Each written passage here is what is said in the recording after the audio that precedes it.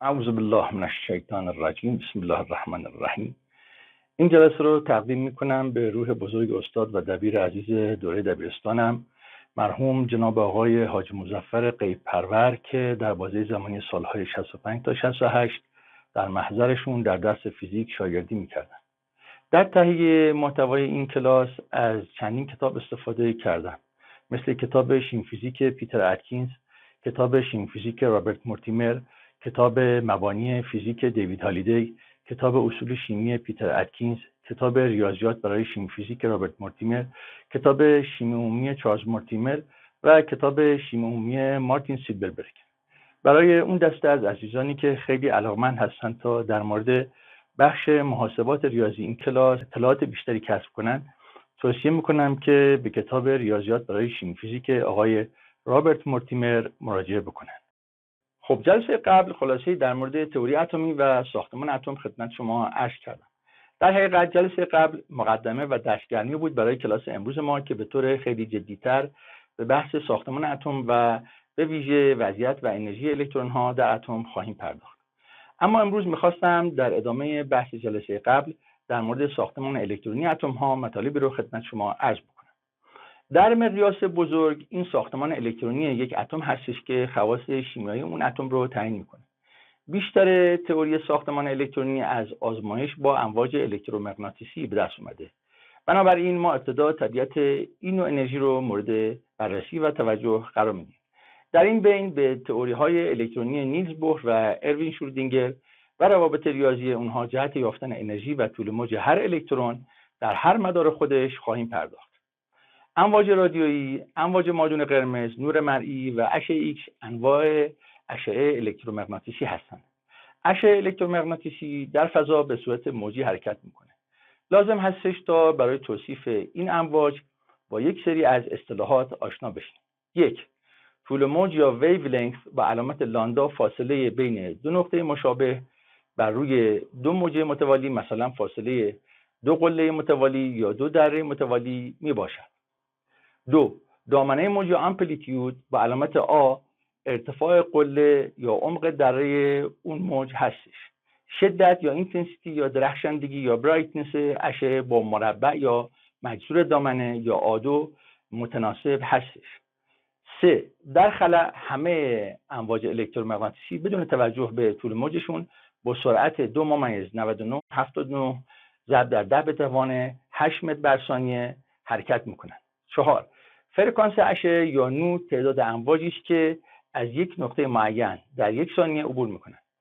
برای یک اشعه مشخص طول موج ضرب در تعداد امواج در ثانیه برابر با فاصله‌ای هستش که در یک ثانیه طی میشه که همون سرعت نور هستش. در این فرمول سی به حسب متر بر ثانیه، لامدا به حسب متر هستش و واحدی که برای فرکانس به دست میاد بر ثانیه خواهد بود که به اون هرتز گفته میشه که واحد اس آی فرکانس هستش و با اچ زد نمایش داده میشه. واحد هرتز به نام هنریش هرتز نامگذاری شده که در سال 1888 امواج الکترومغناطیسی با طول موج بزرگتر از نور مرئی تولید کرد و نشون داد که اشعه طول موج بلند همون خواص نور رو از خودش نشون میده. در این شکل شما طیف الکترومغناطیسی رو مشاهده میکنید. امواج رادیویی طول موج‌های بسیار بلندی دارند. امواج مادون قرمز یا همون گرمای تابشی طول موج‌های متوسطی دارند و امواج گاما ناشی از تجزیه رادیواکتیو طول موج‌های به شدت کوتاهی دارند. نور سفید یا مرئی شامل اشعه‌ای با طول موج در محدوده تقریبی 4 در 10 به توان منهای 7 متر تا 7.5 در 10 به توان منهای 7 متر معادل 400 تا 750 نانومتر هستش.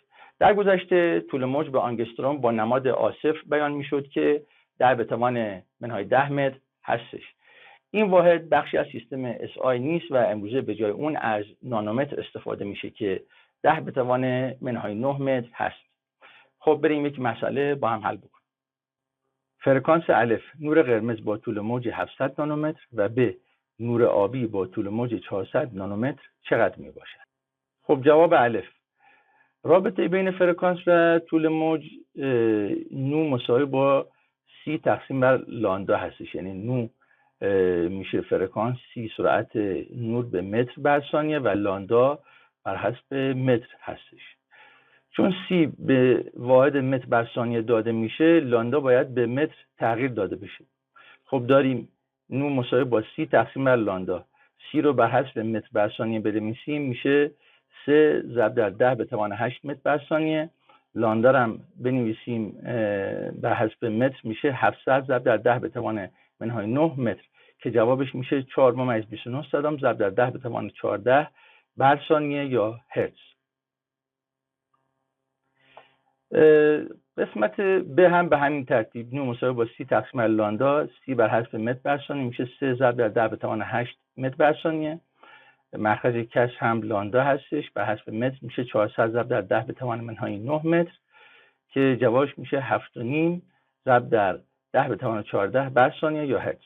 توجه کنید که نورهای دارای طول موج بلندتر مثل نور قرمز فرکانس های پایینتری دارند. به عبارت دیگر تعداد امواج کمتری با طول موج بلند از یک نقطه معین در یک ثانیه عبور میکنند. تئوری موجی به طور موفقیت آمیزی بسیاری از خواص اشعه الکترومغناطیسی رو توضیح میده، اما خاصیت ذره نور رو نمیتونه توضیح بده. در سال 1900 ماکس پلانک تئوری کوانتومی انرژی تابشی یا رادینت انرژی رو ارائه کرد. پلانک پیشنهاد داد که انرژی تابشی فقط در مقادیر معینی میتونه جذب یا نشر بشه که کوانتا نام داره. انرژی یک کوانتوم متناسب هستش با فرکانس تشعشع یا ای مساوی با اچ نو. ثابت تناسب یا پروپورشنالیتی کانستانت H ثابت پلانک نام داره و برابر هستش با 6.62 ضرب در 10 به توان منهای 34 جول ثانیه. چون ای و نو به طور مستقیم با هم متناسب هستن، تشعشع پر انرژی فرکانس بالا داره. یک فرکانس بالا به این معنی هستش که تعداد زیادی موج در یک ثانیه از یک نقطه عبور میکنه. بنابراین طول موج تشعشع پر انرژی باید کوتاه باشه. این اولین تئوری مکانیک کوانتوم قدیمی یا اولد کوانتوم تئوری هستش. تئوری مکانیک کوانتوم قدیمی شامل 3 تئوری هستش. 1. تئوری تشعشع جسم سیاه پلانک یا پلانکس بلک بادی رادییشن تئوری. 2. تئوری فوتوالکتریک اینشتین یا اینشتین تئوری آف فوتوالکتریک افکت. و 3. تئوری اتم هیدروژن بوهر یا بوهرز تئوری آف the hydrogen atom. مکانیک کلاسیک یا مکانیک نیوتنی به طور موفقیت آمیزی پدیده ها رو برای اجسام بزرگتر از اتم به خوبی توضیح میده، اما نمیتونه برخی از پدیده ها رو در مقیاس اتمی یا مولکولی توصیف بکنه یا توضیح بده. به همین علت مکانیک کوانتومی جایگزین اون شده و توسعه یافته. اما مکانیک کوانتومی بر پایه و اساس مکانیک کلاسیک بنیان گذاشته شده. یک کسی میگفت که اگر مکانیک کلاسیک قبل از مکانیک کوانتومی کشف نشده بود، باید برای ساخت مکانیک کوانتومی اختراع میشد. یکی از پدیده هایی که مکانیک کلاسیک در توضیح اون ناموفق هستش خاصیت ذره نور هستش.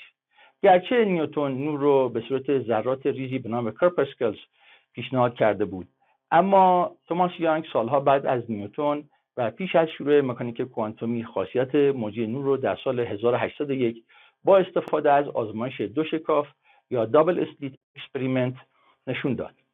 در این آزمایش یانگ نور رو از یک صفحه دارای دو شکاف باریک موازی عبور داد و مشاهده کرد که بر روی پرده روبروی اون یک سری نوارهای تاریک و روشن ظاهر شده. او به این نتیجه رسید که اولا نور خاصیت موجی داره و ثانیاً این نوارها در نتیجه تداخل افزایشی یا کانستراکتیو یا کاهشی یا دستراکتیو در دامنه امواج به وجود اومدن. خب اجازه بدید به سراغ 3 تئوری مکانیک کوانتومی قدیمی بریم. اولین تئوری تشعشع جسم سیاه پلانک هستش که نهایتاً منجر به معادله ای مساوی با اچ نو شد. اگر جسمی دمای نزدیک به 1000 درجه سانتیگراد داشته باشه، صرف نظر از اینکه از چه جنسی باشه، نور قرمز از خودش منتشر میکنه. در دماهای بالاتر این جسم نورهای نارنجی، زرد، سفید یا اگر دما به اندازه کافی بالا باشه حتی رنگ آبی از خودش منتشر میکنه. به طور تجربی مشخص شده که در هر دمایی هر جسم با بازتابش کم با شدت بیشتری نور منتشر میکنه. یک جسم سیاه یا بلک بادی مدلی از یک جسم هستش که در هر طول موجی نور رو منعکس نمیکنه، ولی حد اکثر نشر نور رو در هر طول موج داره. بهترین مثال از یک جسم سیاه در حقیقت یک جسم نیست، بلکه یک سوراخ کوچک در بدن یک جعبه توخالی هستش. هر نوری که از خارج به داخل این سوراخ وارد بشه به دلیل بازتابش‌های مکرر در جعبه نهایتاً جذب خواهد شد. اندازه‌گیری نور منتشر شده از سوراخ وقتی که جعبه حرارت داده بشه نشون میده که نور منتشر شده و توزیع طیفی اون فقط به دمای دیوارهای جعبه بستگی داره. در این شکل شما نشر تابشی طیفی یا اسپکترال رادیانت امیتنس یک جسم سیاه رو به صورت تابعی از طول موجهای مربوط به دماهای مطلق مختلف مشاهده میکنید. همونطور که ملاحظه میکنید، همونطور که دما افزایش پیدا میکنه، منحنی‌ها به سمت طول موجهای کوتاه‌تر جابجا میشن. در 5800 کلوین ماکسیموم یا قله منحنی در نزدیک 500 نانومتر هستش، یعنی در ناحیه سبز محدوده مرئی. تشعشع جسم سیاه در این دما به صورت نور سفید مانند نور خورشید ظاهر میشه. زیر 2000 کلوین فقط بخش قرمز رنگ طیف مرئی یعنی حدود 600 تا 700 نانومتر ظاهر میشه. نزدیک دمای محیط تقریبا همه تشعشع در محدوده مادون قرمز خواهد بود. همین تشعشع مادون قرمز از سطح زمین هستش که در اثر گلخانه‌ای یا گرین هاوس افکت در اتمسفر زمین نقش داره. در سال 1900 ماکس پلانک تئوری جدیدی از تشعشعات جسم سیاه ابداع کرد که با نتایج تجربی تطابق داشت. این نظریه اولین بخش از چیزی است که ما اون رو نظریه کوانتومی قدیمی مینامیم. عبارات زیر یک شکل ساده شده از مفروضاتی است که به نتیجه اون منجر شد. یک، دیوارهای جعبه حاوی بارهای الکتریکی نوسان کننده یا oscillating electric charge هستند. هر نوسانگر یا آسیلیتور یک فرکانس نوسانی ثابت ویژه داره، اما نوسانگرهای زیادی و از این رو فرکانس‌های بسیاری وجود دارد.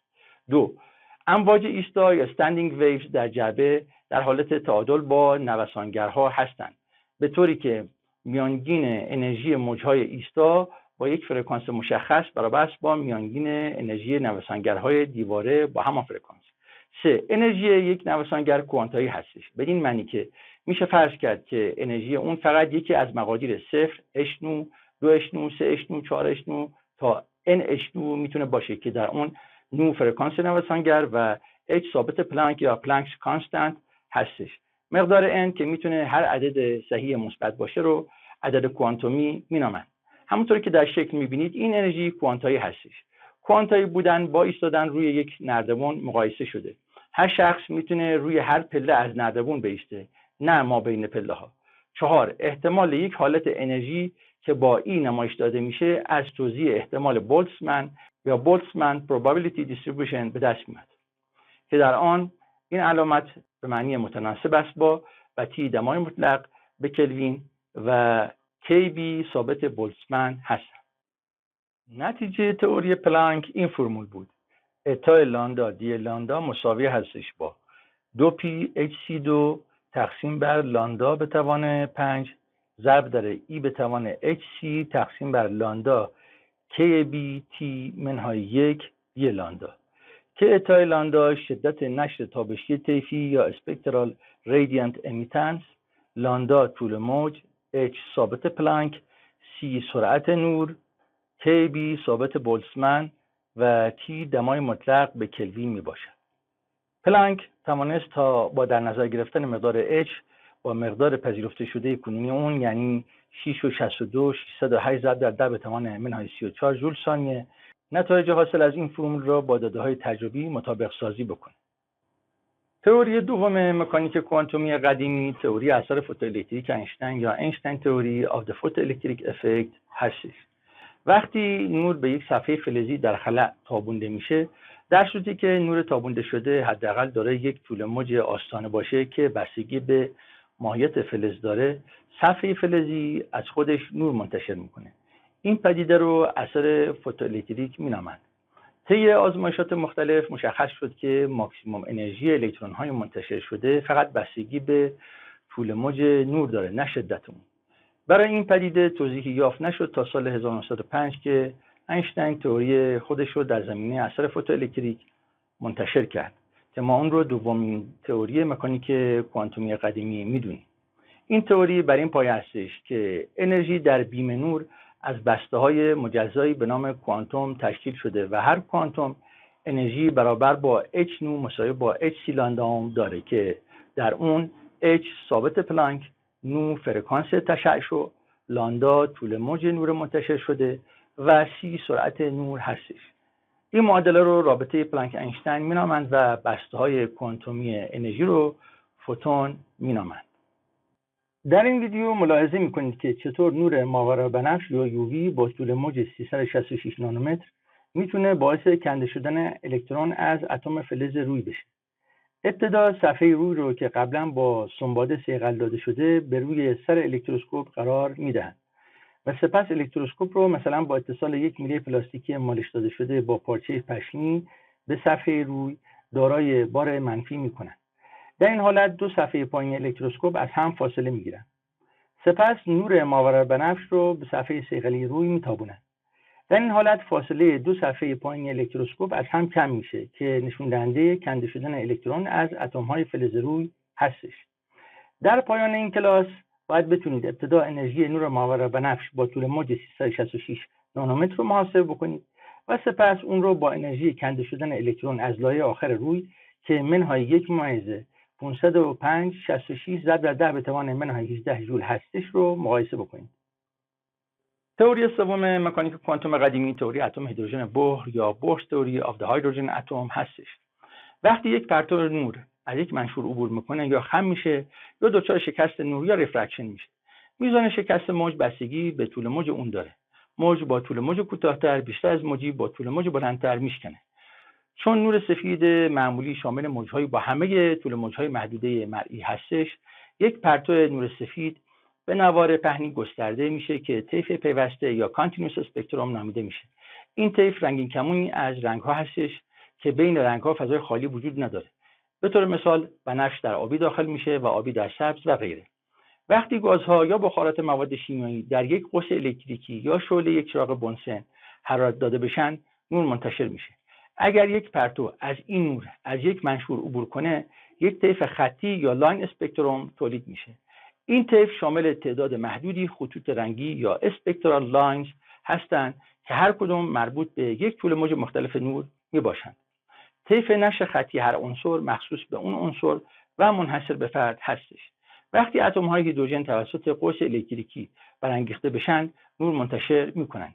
اگر این نور منتشر شده در یک اسپکتروسکوپ مشاهده بشه، 4 طول موج نور منتشر شده در ناحیه مرئی و بقیه طول موج‌ها در نواحی ماورابنفش و مادون قرمز خواهند بود. کشف ساختمان اتمی رادرفورد نشون داد که الکترون‌های منفی به دور هسته میچرخند، اما یک الکترون در حال گردش شتاب میگیره و بر طبق الکترودینامیک مکسول در حالی که انرژی خودش را از دست میده و به روی هسته میفته و اتم از بین میره، باید طیفی پیوسته از تشعشع الکترومغناطیسی از خودش ساطع بکنه. فیزیک کلاسیک قادر نبود تا طیف خطی اتم هیدروژن یا ادامه حیات اتم رو توضیح بده. در سال 1913 بوهر تئوری اتم هیدروژن رو بر پایه مفروضات به اثبات نرسیده‌ای منتشر کرد که ما اون رو سومین تئوری مکانیک کوانتومی قدیمی میدونیم. نسخه ساده شده اون بدین شرح هستش: 1. اتم هیدروژن شامل یک هسته مثبت با بار ای و یک الکترون با بار منهای ای هست که به دور اون در یک مدار دایره‌ای در حال گردش هستش. بار ای توسط میلیکان تعیین شد که مقدار اون 1/6022 ضرب در 10 به توان منهای 19 کولوم هستش. در مورد آزمایش میلیکان و اندازه‌گیری بار الکترون جلسه پیش خدمتتون توضیح دادم. حرکت الکترون به دور هسته از قوانین مکانیک کلاسیک پیروی میکنه. انرژی الکترون در حالت پایه یک اتم هیدروژن مجموع انرژی جنبشی الکترون و انرژی پتانسیل جاذبه الکتروستاتیک بین الکترون و هسته هستش. 2. گشتاور زاویه‌ای یا انگولار مومنتوم یک الکترون کوانتومی هستش، یعنی بزرگی اون میتونه یکی از مقادیر h تقسیم بر 2p، 2h تقسیم بر 2p، 3h تقسیم بر 2p، 4h تقسیم بر 2p تا nh تقسیم بر 2p باشه که h ثابت پلانک و n یک عدد صحیح مثبت هستش که همون عدد کوانتومی یا کوانتوم نامبر هستش. همونطور که در شکل ملاحظه میکنید، کوانتومی بودن گشتاور زاویه‌ای نشون داده شده. 3. معادلات مکسول در مورد اتم کاربرد ندارند. فقط وقتی که یک انتقال یا ترانزیشن از یک مدار کوانتومی گشتاور زاویه‌ای به یک مدار دیگر صورت میگیره، تشعشع، جذب یا نشر پیدا میکنه. 4. طول موج نور جذب یا نشر شده توسط رابطه پلانک اینشتین به دست میاد و انرژی فوتون برابر است با اختلاف انرژی حالت اولیه و حالت نهایی اتم. 5. در موارد دیگر مکانیک کلاسیک به اعتبار خودش باقی هستش. خب بریم ببینیم بوهر چطور معادله خودش رو برای محاسبه انرژی هر لایه و طول موج فوتون های نشر شده در اثر ترانزیشن های لایه مختلف به دست آورد. خب همونطور که در این شکل می‌بینید وقتی الکترون در خلاف جهت عقربه‌های ساعت با سرعت به دور هسته بچرخه، یک مامان یا گشتاور زاویه‌ای به وجود میاره که جهت بردار به سمت بالاست.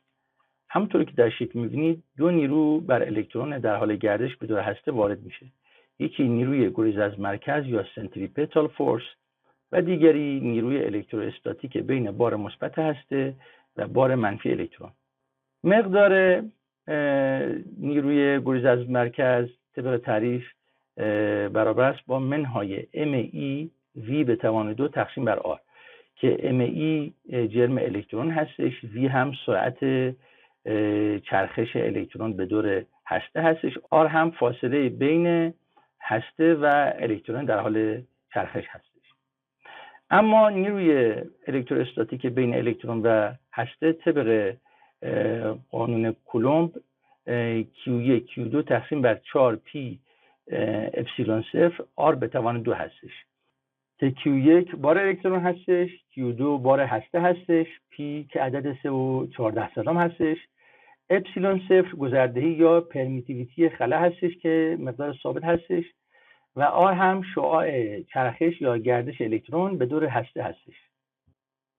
برای اینکه حرکت الکترون به دور هسته بتونه تداوم داشته باشه باید این دو نیرو با هم برابر باشن. بنابراین ما این دو نیرو رو برابر هم قرار میدیم.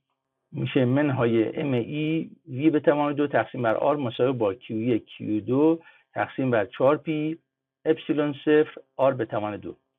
خب مجددا این رابطه رو می نویسیم. منهای ME V به توان 2 تقسیم بر R مساوی هست با منهای E که بار الکترون هستش ضرب در مثبت E که بار هسته هستش تقسیم بر 4P اپسیلون صفر R به توان 2.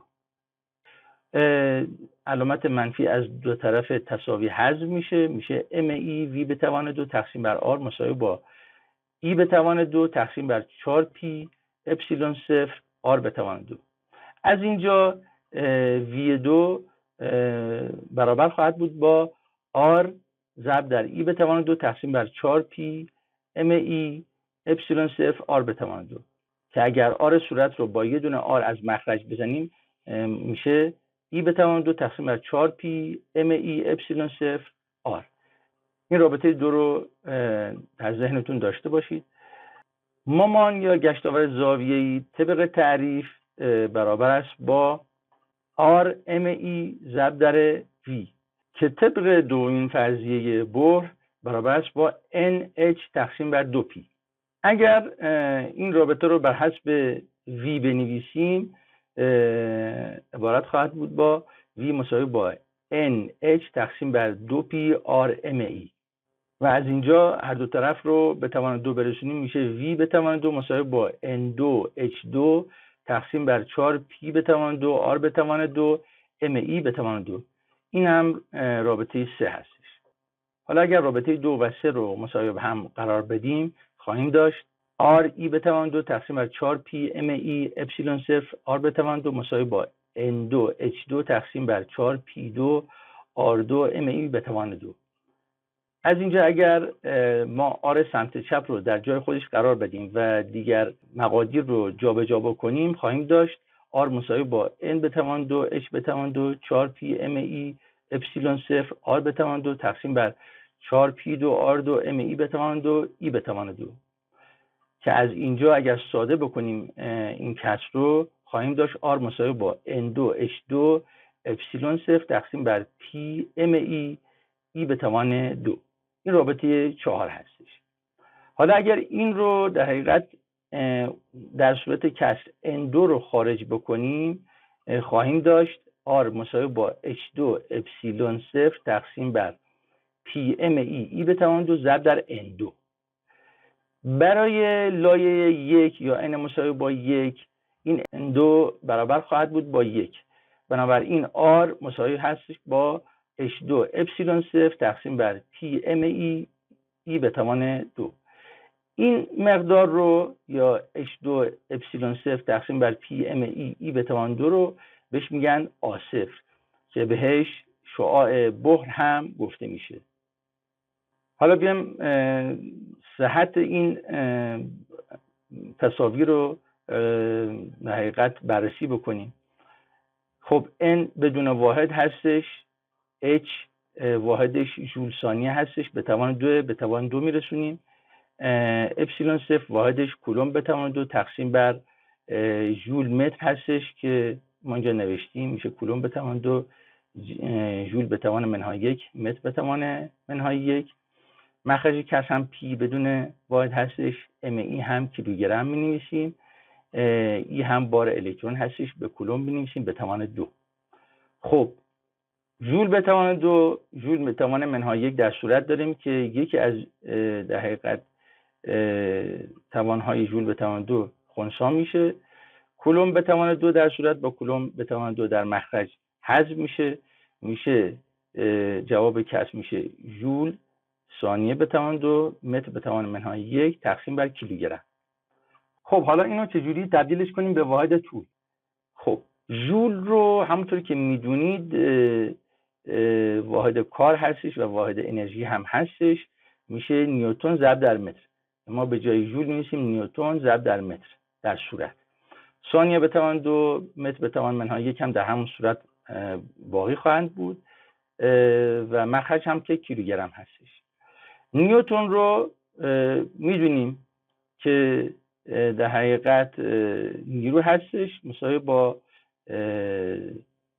ام آ که میشه کیلوگرم ضرب در شتاب که شتاب هم ام ضرب در ثانیه به توان منهای 2 یا متر به مجرور ثانیه هستش. برای به جای نیوتن می‌نویسیم کیلوگرم متر بر مجرور ثانیه و بقیه قسمت رو هم سر جا خودشون باقی میمونن، میشه متر ثانیه به توان 2 متر به توان منهای 1 تقسیم بر کیلوگرم. کیلوگرم از صورت با کیلوگرم از مخرج میره، ثانیه به توان منهای 2 با ثانیه به توان 2 در صورت میره. عرض شود خدمت شما 1 متر در حقیقت که با آبی نشون دادم با متر به توان منهای 1 که با آبی نشون دادم حذف میشن، 1 متر باقی میمونه که با مشکی نشون دادم که همونطور که ملاحظه میکنید شعاع بحر به متر به دست خواهد اومد. بنابراین این رابطه درست هستش. خب این روش رو بهش میگن روش حذف واحدهای مشابه. خب حالا بریم شعاع بحر رو محاسبه بکنیم. خب ثابت پلانک رو داریم 6 - 62 60 70 15 ضرب در 10 به توان منهای 34 جول ثانیه. جمع الکترون رو داریم 9 - 10 93 837 ضرب در 10 به توان منهای 31 کیلوگرم. بار الکترون رو داریم 1 - 60 21 76 63 ضرب در 10 به توان منهای 19 کولوم. اپسیلون صفر یا گذردگی خلأ رو داریم 8 - 85 41 87 81 88 ضرب در 10 به توان منهای 12 کولوم به توان 2 جول به توان منهای 1 ام به توان منهای 1. خب اینا رو اگر در این رابطه جاگذاری بکنیم آر به دست خواهد اومد 5 - 29 44 ضرب 10 به توان منهای 11 متر که این رو اگر بخوایم به پیکومتر تبدیل کنیم باید ضرب در 10 به توان 12 بکنیم که به دست میاد 52/94 پیکومتر. خب این شعاع اولین لایه الکترونی هستش که ما داریم، یعنی برای اتم هیدروژن یه دونه الکترون داریم که این میشه در حقیقت شعاع در حقیقت اتم هیدروژن که آقای بحر به دست آورد. خب انرژی پتانسیل الکترون در یک لایه به دور هسته بر اساس فرمول V مساوی Q1 Q2 تقسیم بر 4P اپسیلون صفر R به دست میاد. حالا چرا در مخرج R2 نیست؟ فرمول کولومب Q1 Q2 تقسیم بر 4P اپسیلون صفر R2 بود دیگه. این فرمول مربوط به نیروی جاذبه الکتروستاتیک بین دو ذره باردار هستش، نه انرژی. میدونیم که انرژی از جنس کار یا W هستش. کار هم نیرو ضرب در جابجایی یا F ضرب در X هست. حالا به جای نیرو همون فرمول کولومب رو قرار میدیم و به جای X هم R یا شعاع حرکت الکترون به دور هسته رو قرار میدیم که به این ترتیب خواهیم داشت. به جای Q1 بار الکترون رو میذاریم که منهای E هستش، به جای Q2 بار هسته رو میذاریم که مثبت E هستش، تقسیم بر 4P اپسیلون صفر R2 ضرب در R که شعاع حرکت الکترون به دور هسته هستش. R صورت با یک R مخرج حذف میشه و به دست میاد منهای ای 2 تقسیم بر 4 پی اپسیلون صفر آر. این هم رابطه 5. انرژی کینتیک الکترون هم طبق تعریف داریم 1/2 ام ای به توان 2. رابطه 6 هستش. رابطه 2 رو خاطرتون هست که به دست آوردیم سرعت الکترون به توان 2 مساوی با ای به توان 2 تقسیم بر 4 پی ام ای اپسیلون صفر ضرب در آر. حالا اگر دو طرف این تساوی رو ضرب در ام ای بکنیم خواهیم داشت ام ای وی به توان 2 مساوی با ای 2 تقسیم بر 4 پی اپسیلون صفر آر. این رابطه 7. حالا رابطه 7 رو در حقیقت در 6 قرار میدیم، یعنی به جای ام ای وی به توان 2 در رابطه 6 این مقدار رو قرار میدیم، مقدار رابطه 7 رو قرار میدیم. در نتیجه خواهیم داشت انرژی کینتیک مساوی با کا مساوی 1/2 ای به توان 2 تقسیم بر 4 پی اپسیلون صفر آر. خب این رو شما مقایسه بکنید با رابطه 5. همطور که میبینید این در حقیقت 1/2 قدر مطلق رابطه 5 هستش. 1/2 قدر مطلق انرژی پتانسیل الکترون هستش.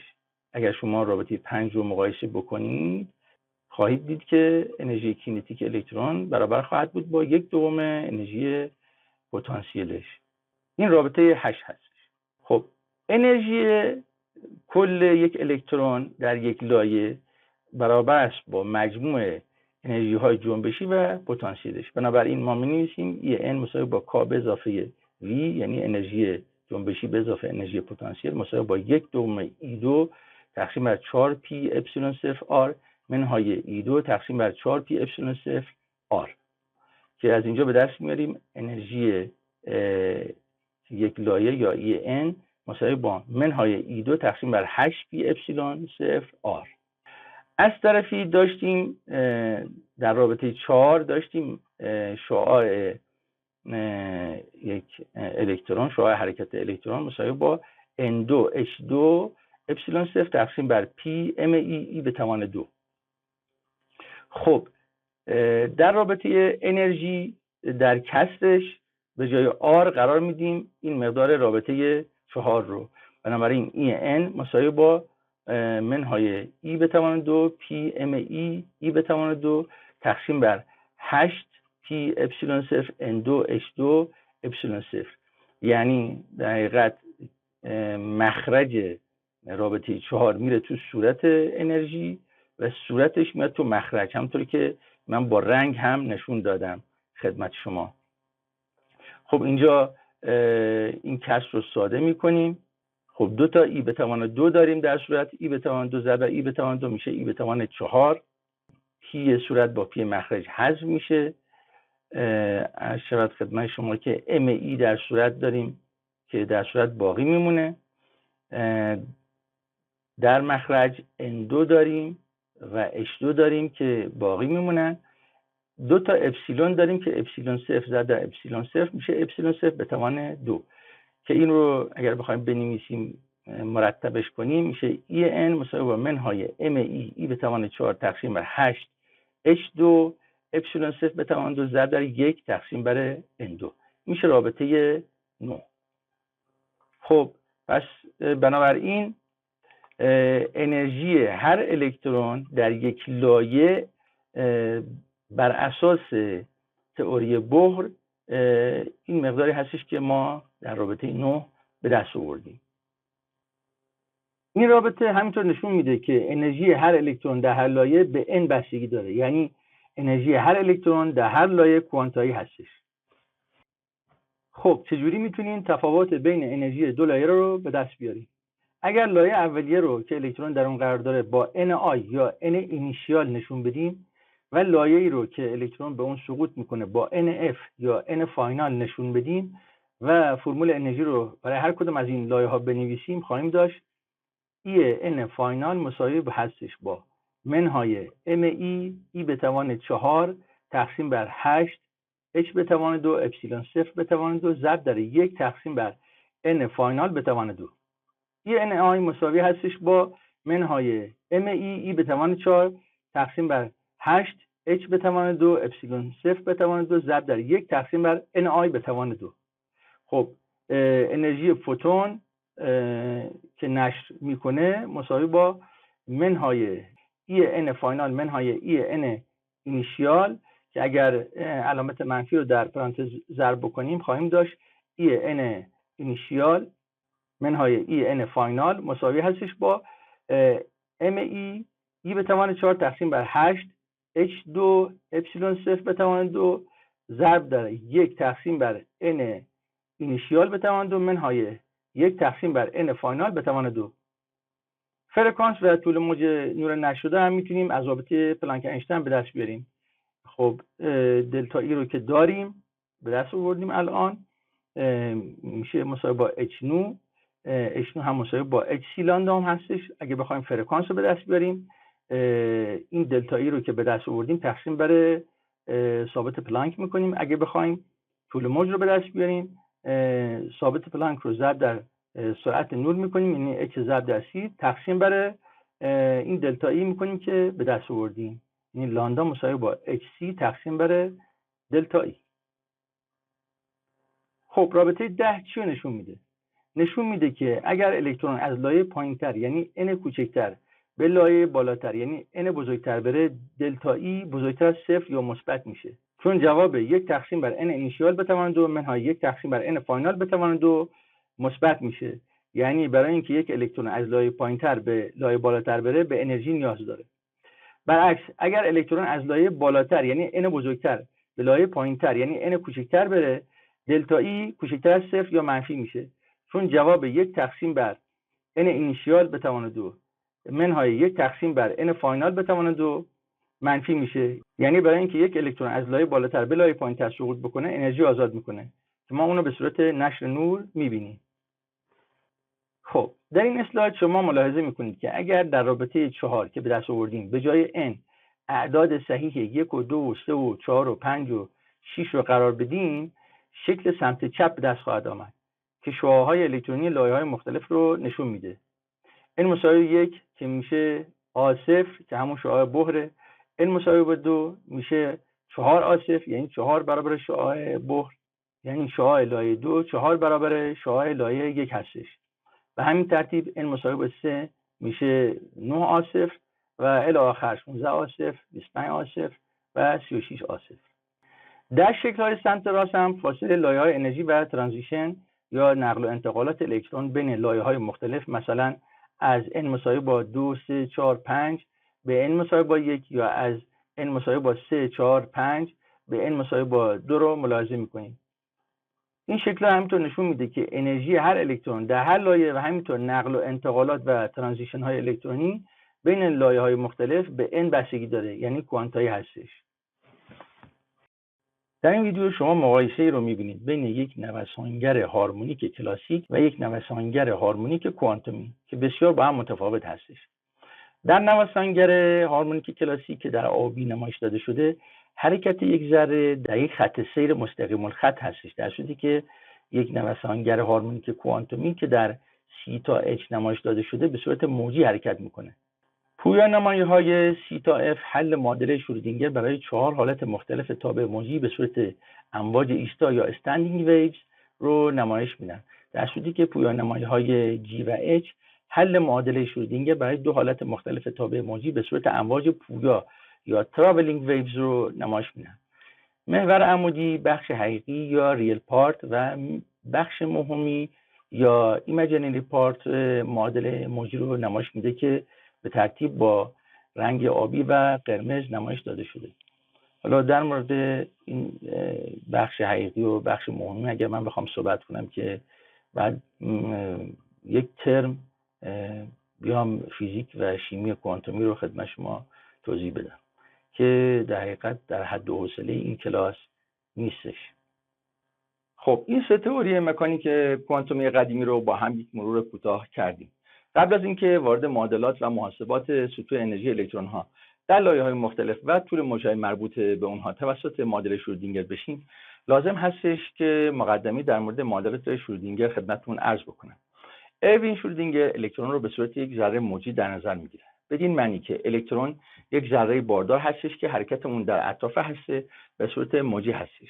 معادله شرودینگر پایه مکانیک موجی هستش. این معادله برای یک الکترون به حسب تابع موجی یا ویو فانکشن که با علامت سای نشون داده میشه نوشته میشه.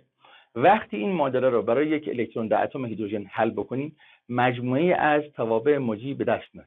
هر تابع موجی مربوط به یک سطح انرژی معین برای الکترون هست و مربوط به ناحیه‌ای میشه که الکترون ممکنه در اونجا یافت بشه.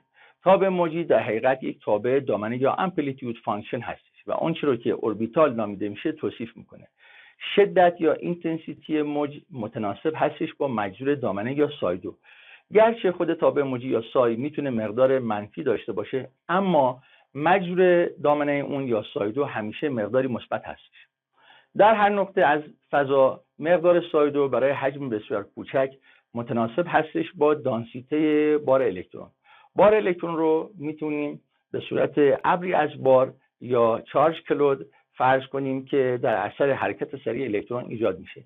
این ابر در بعضی از نواحی از اتم متراکمتر از نواحی دیگر هستش.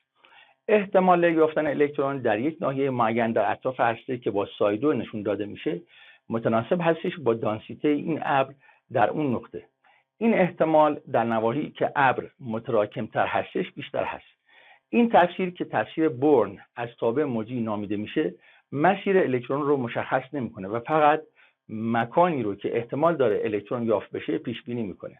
برای یک الکترون در لایه یک اتم هیدروژن، ابر الکترونی بیشترین دانسیته رو در نزدیکی هسته داره و هر چقدر فاصله از هسته بیشتر میشه، این ابر رقیق‌تر میشه. اطلاعات بیشتر رو میتونیم در مورد توضیح این احتمال از این منحنی ها به دست بیاریم. در منحنی آ سایدو در برابر فاصله الکترون از هسته رسم شده. احتمال یافتن الکترون در یک حجم کوچک در نزدیکی هسته به حد اکثر میرسه و هر چقدر از هسته دور میشیم به صفر نزدیک میشه. منحنی بی منحنی احتمال شعاعی یا radial probability هستش.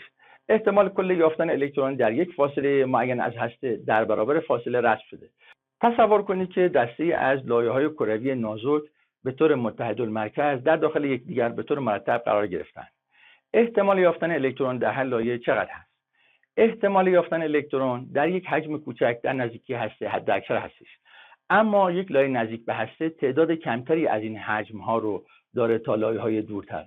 احتمال شعاعی هر دو این عوامل رو در نظر میگیره. این منحنی داره یک ماکسیموم در فاصله آ0 هست.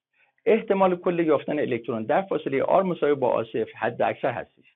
این مقدار همون مقدار تعیین شده توسط تئوری بوهر برای لایه n مساوی با 1 هستش. همونطور که در تئوری بوهر عرض کردم، آ0 فاصله است که در اون الکترون همیشه در لایه n مساوی 1 یافت میشه که به اون شعاع بوهر گفته میشه. در مکانیک موجی آ0 فاصله است که احتمال یافتن الکترون حد اکثر هستش. چون اصولاً میتوان یک الکترون رو در هر فاصله معینی از هسته یافت، امکان نداره که بتوان شکلی رو رسم کرد که ناحیه‌ای رو نشون بده که احتمال یافتن الکترون در اون 100% باشه. اما میتوان سطحی رو رسم کرد که نقاطی رو با احتمال برابر به هم وصل بکنه و حجمی رو در بر بگیره که احتمال یافتن الکترون بالا باشه، مثلا 90%. چنین نمایشی نمودار سطح مرزی یا بانداری سرفیس دیاگرام نامیده میشه که در این شکل برای الکترون لایه n مساوی با 1 اتم هیدروژن ملاحظه میکنیم. خب حالا بریم با هم از مدل و معادلات شرودینگر جهت محاسبه انرژی هر لایه و طول موج نشر ترانزیشن های لایه های مختلف استفاده کنیم. معادله شرودینگر برای محاسبه تابع موجی سای و انرژی مربوط به اون استفاده میشه. معادله شرودینگر میتونه به صورت مستقل از زمان یا وابسته به زمان نوشته بشه. در هر کدام از این حالات این معادله میتونه برای یک سیستم یک بعدی یا یک سیستم سه بعدی نوشته بشه. معادله مستقل از زمان یا Time Independent Schrödinger Equation برای ذره‌ای به جرم M هستش که انرژی یا ای اون با زمان تغییر نمیکنه. اما در معادله وابسته به زمان یا Time Dependent Schrödinger Equation انرژی ذره در طی زمان تغییر میکنه. با توجه به تداوم حرکت الکترون در یک حجم مشخص در اطراف اتم میتوان گفت که انرژی الکترون در حالت پایه در اطراف هسته ثابت هستش و کاهش پیدا نمیکنه. پس میتونیم از معادله مستقل از زمان استفاده بکنیم.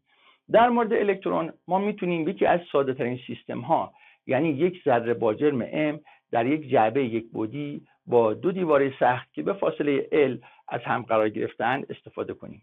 به این سیستم یک ذره در یک جعبه یک بعدی یا a particle in a one-dimensional box گفته میشه.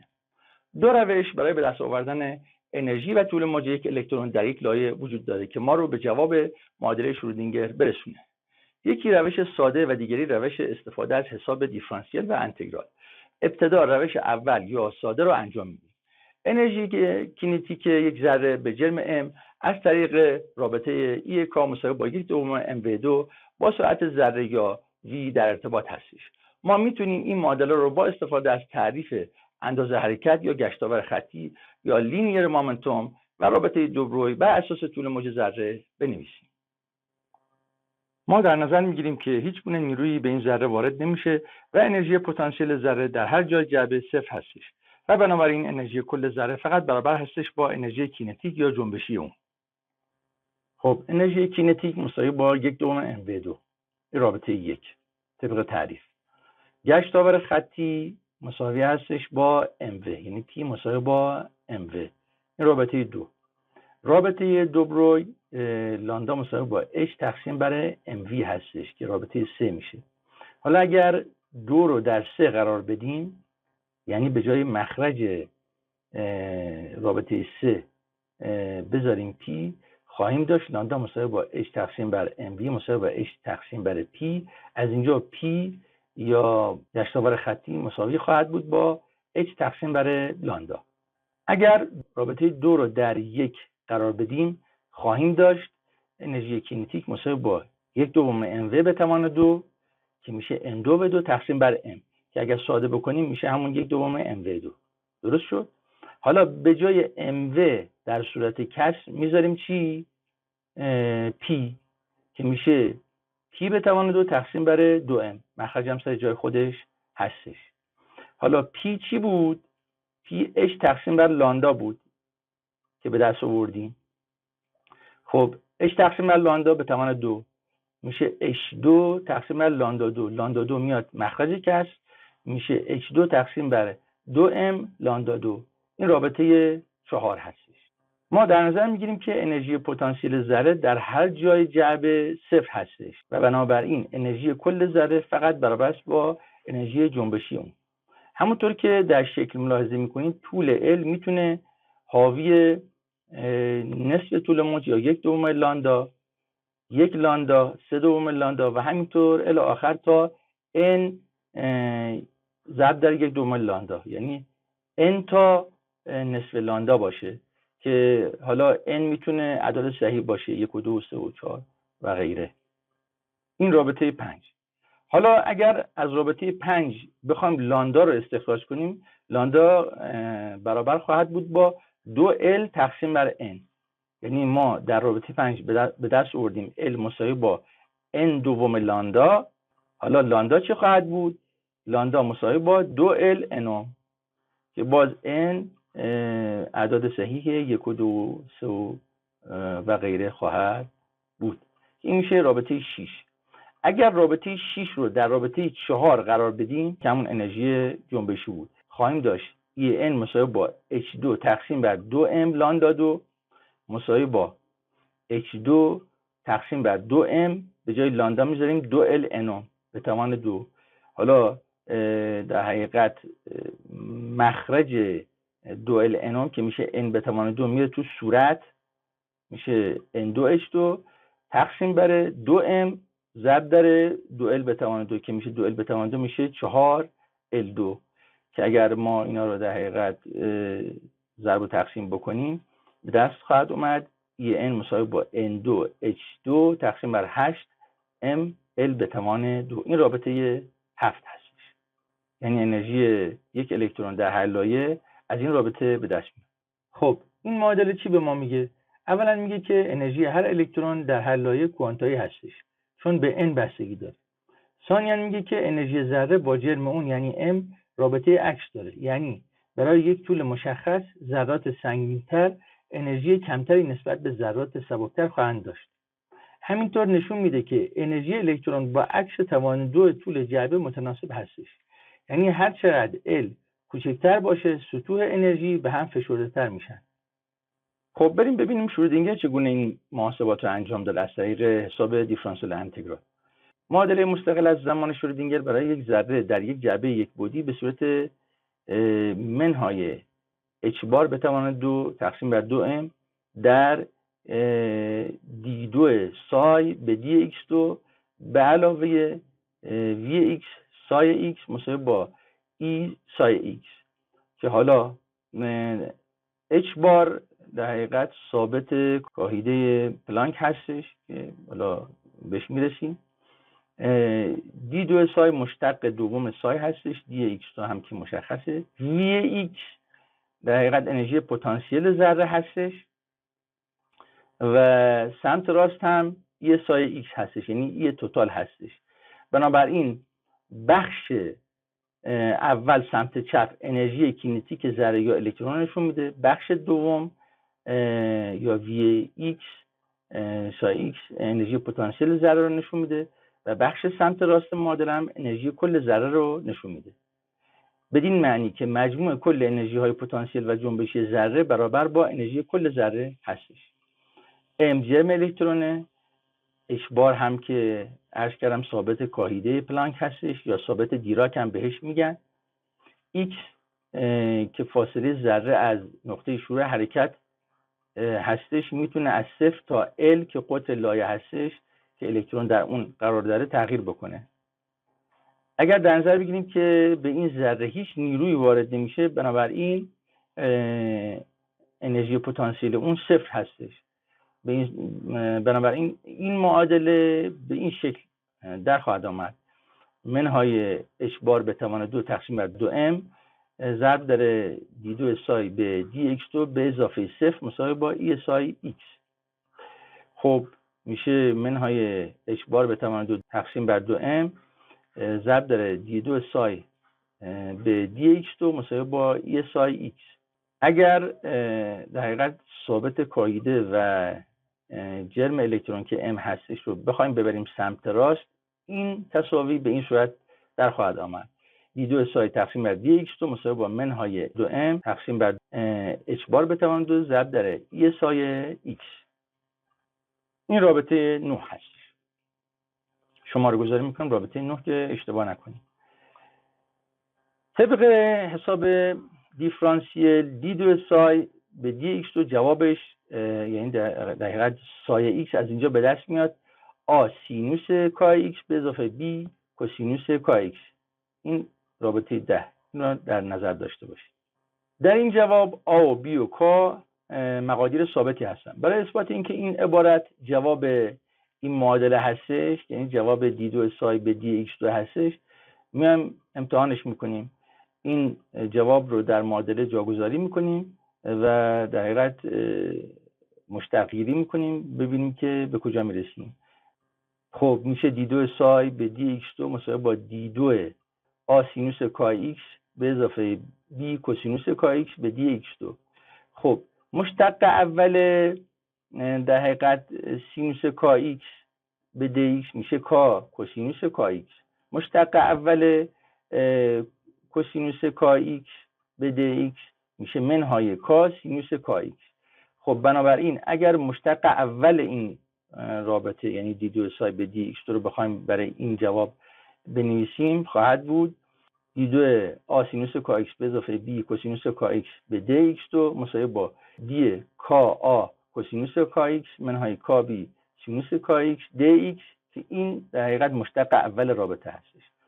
مشتق دوم رو اگر بخوایم بگیریم، جوابش خواهد بود منهای کادو آ سینوس کای x منهای کادو ب کوسینوس کای x که اگر از منهای کادو فاکتور بگیریم میشه منهای کادو ضرب در آ سینوس کای x به اضافه ب کوسینوس کای x. خب این چی بود؟ خود آ سینوس کای x به اضافه ب کوسینوس کای x. این همون رابطه 10 بود که میشه همون سایه x. بنابراین میشه جوابش میشه منهای کادو ضرب در سای، میشه d2 سای به dx2 مساوی با منهای کادو سای. رابطه 11. حالا اگر بیام رابطه 9 رو با رابطه 11 مقایسه بکنیم، ببینیم سمت راست این تساوی ها خیلی مشابه هم هستش. سمت راست تساوی یا رابطه 9 هستش منهای 2m تقسیم بر h بار به توان 2 یه سایه x. سمت راست رابطه 11 منهای k2 سایه.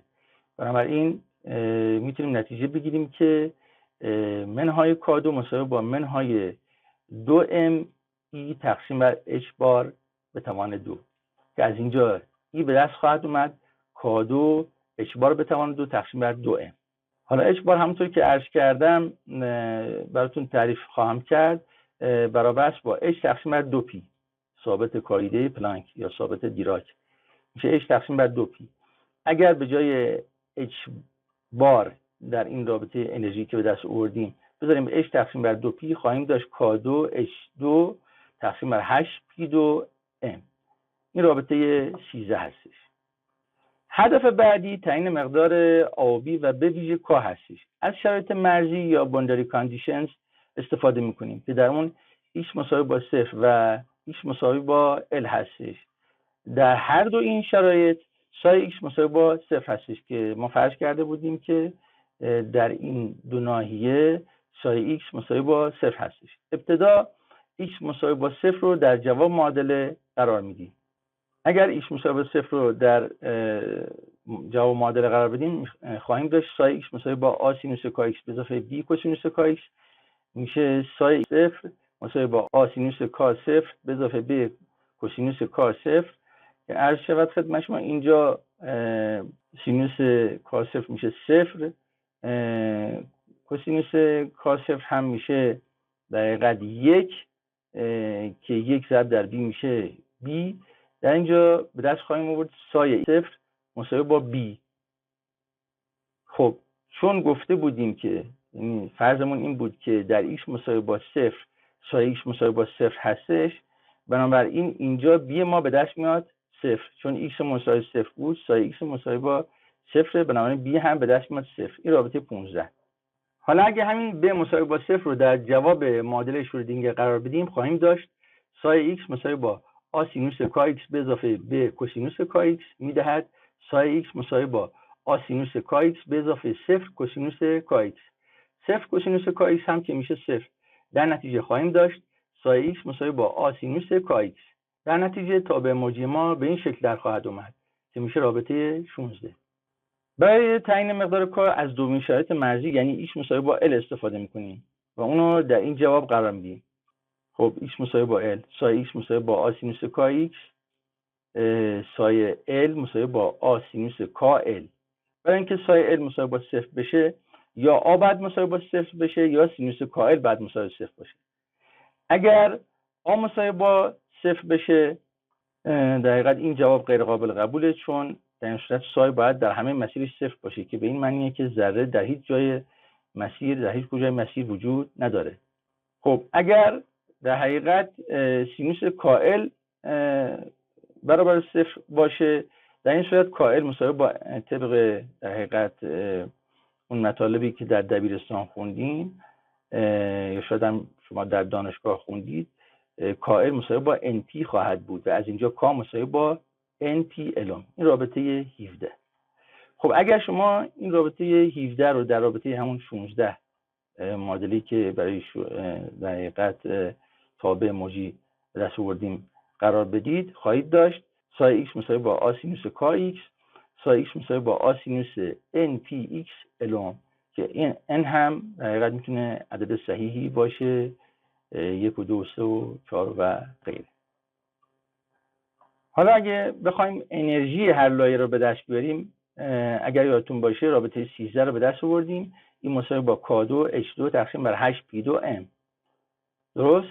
حالا به جای k میذاریم در صورت np الون که میشه این مساوی با k2 h2 تقسیم بر 8p2m مساوی با np الون به توان 2 ضرب در h2 تقسیم بر 8p2m که حالا اگر این کسر رو به حقیقت دور در دور نزدیک بکنیم خواهیم داشت n2 p2 h2 تقسیم بر 8p2 ml2.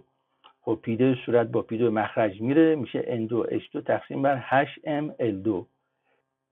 این همون معادله‌ای که به روش ساده به دست آوردیم. این معادله نشون میده که کوانتایی بودن انرژی مستقیما ناشی از اثر شرایط مرزی بر روی تابع موجیه.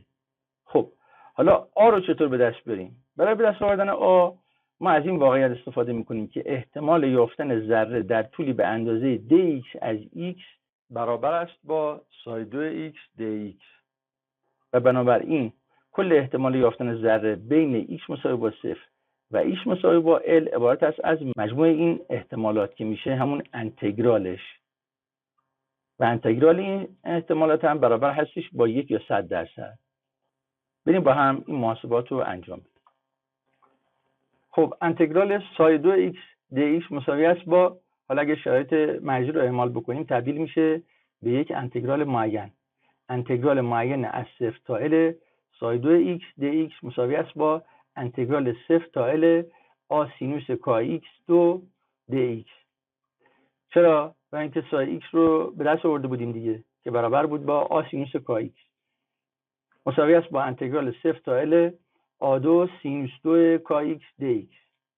آ2 ثابت هستش و از انتگرال میاد بیرون، میشه آ2 انتگرال 0 تا l سینوس 2 کای x dx. حالا به جای کا میذاریم n پی الوم که میشه آ2 انتگرال سینوس 2 n پی الوم x dx. اگه x رو وارد عبارت n پی الوم بکنیم خواهیم داشت آ2 انتگرال 0 تا l سینوس 2 n پی x الوم dx. این مقدار همونطور که عرض کردم برابر هستش با 1 مجموع احتمالات. اگر بخوایم انتگرال گیری رو ساده بکنیم n پی الوم رو برابر با آ میگیریم. در این صورت خواهیم داشت آ2 انتگرال 0 تا l سینوس 2 آx dx مساوی با، حالا اینجا در حقیقت مقادیر رو اعمال میکنیم، انتگرال سینوس 2 آx dx میشه x دوم منهای 1 دوم سینوس آx کوسینوس آx از 0 تا l. خب اول l رو اعمال میکنیم میشه آ2 در به جای x میذاریم l دوم منهای آ را هم که گفتیم n پی الوم هستش، به جای آ میذاریم n پی الوم در مخرج میشه 1 تقسیم بر 2 ضرب در n پی الوم سینوس آx میشه سینوس n پی الوم ضرب در l کوسینوس n پی الوم ضرب در l. به جای آ گذاشتیم n پی الوم، به جای x هم مقادیرش رو گذاشتیم l رو گذاشتیم منهای، حالا به جای در حقیقت x میذاریم 0 میشه 0 دوم منهای l تقسیم بر 2 n پی الوم ضرب در سینوس 0 کوسینوس 0. خب این سینوس 0 که میشه 0، اون 0 دوم هم این قسمت راست این رابطه رو بخوایم در نظر بگیریم 0 دوم میشه 0 منهای 0 که میشه 0. بنابراین میشه آ2 در l دوم منهای، حالا این کسر رو هم 1 تقسیم بر 2 در n پی الوم رو اینو در حقیقت دو در رو نزدیک بکنیم میشه l تقسیم بر 2 n پی سینوس n پی الوم ضرب در l کوسینوس n پی الوم ضرب در l. خب این الا در صورت و مخرج میرن، من با قرمز نشون دادم، به دست میاد آ2 ضرب در l دوم منهای l 2 n پیوم سینوس n پی کوسینوس n پی. سینوس n پی 0 هستش که خب بنابراین l تقسیم بر 2 n پی سینوس n پی کوسینوس n پی میشه 0. میشه آ2 ضرب در l دوم مساوی با 1. از اینجا آ2 مساوی هستش با 2 تقسیم بر l یا آ مساوی با 2 الوم به توان 1 دوم یا رادیکال 2 الوم، رابطه 18. پس معادله نهایی تابع موجی به این شکل در میادش. اگر یادتون باشه سایه x مساوی با آ سینوس کای x بود دیگه. بنابراین اینجا خواهیم داشت سایه n x مساوی با، به جای آ میذاریم 2 تقسیم بر l به توان 1 دوم سینوس کا هم که n پی الوم بود ضرب در x توی این رابطه n میتونه 1 2 3 و غیره باشه، یعنی اعداد صحیح مثبت باشه. خب حالا ببینیم اختلاف انرژی بین دو لایه و طول موج نشر چگونه محاسبه میشه. داریم E مساوی با N2H2 تقسیم بر 8mL2. انرژی لایه فاینال یعنی لایه‌ای که الکترون بهش سقوط میکنه مساوی به هستش با N فاینال به توان 2 ضرب در H2 تقسیم بر 8mL2. انرژی لایه اینیشیال یا لایه‌ای که الکترون از اون به لایه پایینتر سقوط میکنه میشه E N اینیشیال مساوی با N اینیشیال به توان 2 ضرب در H2 تقسیم بر 8mL2. حالا اگر بخوایم انرژی فوتونی که نشر میکنه در اثر این در حقیقت ترانزیشن رو به دست بیاریم میشه خب E N فاینال منهای E N اینیشیال مساوی با N فاینال به توان 2 H2 تقسیم بر 8mL منهای N اینیشیال به توان 2 H2 تقسیم بر 8mL که حالا اگر از H2 تقسیم بر 8mL فاکتور بگیریم خواهیم داشت E فوتون مساوی با H2 تقسیم بر 8mL ضرب در N فاینال به توان 2 منهای N اینیشیال به توان 2. این رابطه 20 هستش. فرکانس و طول موج نور نشر شده هم میتونیم از روی معادله پلانک انیشتین به دست بیاریم. خب بریم با هم یه مسئله حل بکنیم. اتم هیدروژن رو به صورت یک جعبه یک بعدی به طول 150 پیکومتر قطر تقریبی این اتم در نظر بگیرید که دارای یک الکترون است. انرژی و طول موج نشر رو وقتی الکترون از لایه 2 به لایه 1 سقوط میکنه رو محاسبه کنید. این محاسبه رو با استفاده از معادلات بور نیز انجام بدهید. انرژی نشر اندازه‌گیری شده منهای 1 مایز 62 ضرب در 10 به توان منهای 18 جول و طول موجی که به طور تجربی به دست اومده 122 نانومتر می باشد. اختلاف مقادیر محاسبه شده طول موج و انرژی از روی معادله شرودینگر برای مدل یک ذره در یک جعبه یک بعدی با مقادیر اندازه‌گیری شده تجربی به دلیل چیست؟